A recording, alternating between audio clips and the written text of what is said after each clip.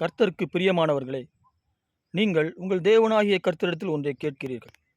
ஏதோ ஒன்றை நீங்கள் வேண்டுகிறீர்கள். அவர் அந்த வேண்டுதலை அவர் ரிஜெக்ட் பண்ண மாட்டார். நீங்கள் நினைக்கிறீர்கள், நான் பாவி, அதனால் அவர் அதை நான் கேட்டதை தரமாட்டார் என்று நீங்கள் நினைக்கிறீர்களா? நீங்கள் இதுவரை பெற்றுக்கொண்ட எல்லா நன்மைகளையும் உங்கள் பரிசுத்தத்தினால் தான் சம்பாதித்துக் கொண்டீர்களா? உங்கள் பரிசுத்தத்தை பார்த்துதான் கர்த்தர் உங்களுக்கு கொடுத்தாரா என்று கேட்கிறேன்.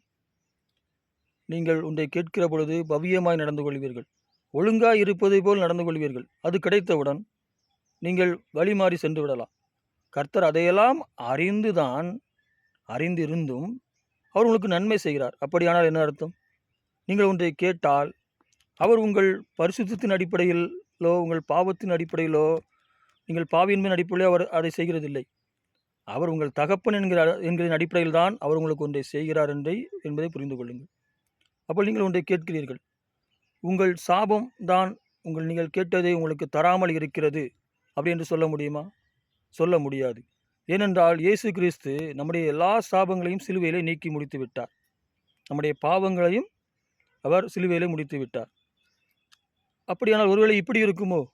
நீங்கள் கேட்டதை அவரால் வாங்கித்தர முடியாத அளவிற்கு ஏதாயிலும் இந்த உலகத்தில் இருக்கிறதா? அப்படி இருக்குமோ என்று நீங்கள் நினைக்கிறீர்களா? அப்படி இல்லை அல்லவா? தேவன் வல்லமை உள்ளவர் அல்லவா?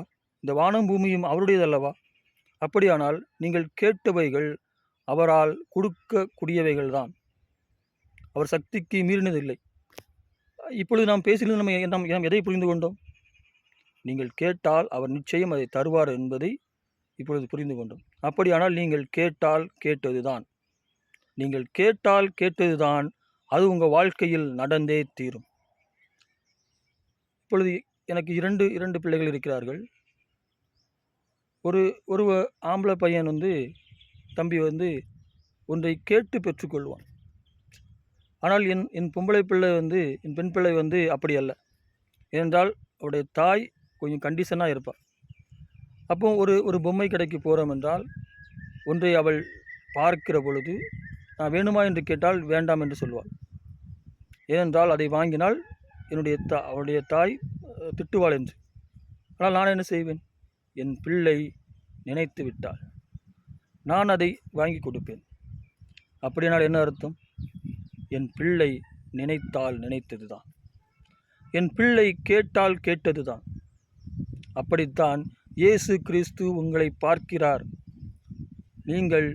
நீங்கள் இப்படி உங்கள் தகப்பன்று நினைவுகளை அறியாமல் புலம்பிக் கொண்டு இருக்காதீர்கள். நீங்கள் கேட்டதை தரமாட்டார் என்று புலம்பிக் கொண்டு இருக்காதீர்கள். அழுது கொண்டு இருக்காதீர்கள். நீங்கள் கேட்டால் கேட்டது தான்.